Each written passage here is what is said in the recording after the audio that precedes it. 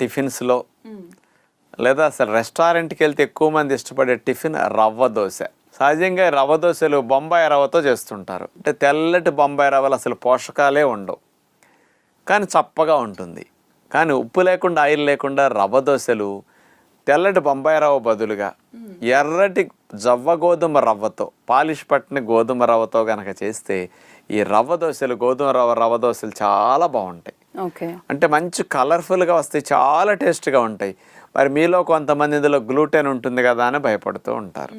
ఇలాంటి దోశలు తిన్న తర్వాత ఏదన్నా ఒక కావాలంటే కొంత ఫ్రూట్ కాంబినేషన్ ఇచ్చామనుకోండి, అది వాష్ చేసేస్తాయి. అంచేత ఎప్పుడన్నా రేర్గా తినేటప్పుడు ఇలాంటి స్పెషల్ దోశలు కావాలన్నప్పుడు ఈ బొంబాయి రవ్వతో చేసే రవ్వ దోశల బదులుగా మనం ఇట్లా చేసుకుంటే మంచిదన్నమాట.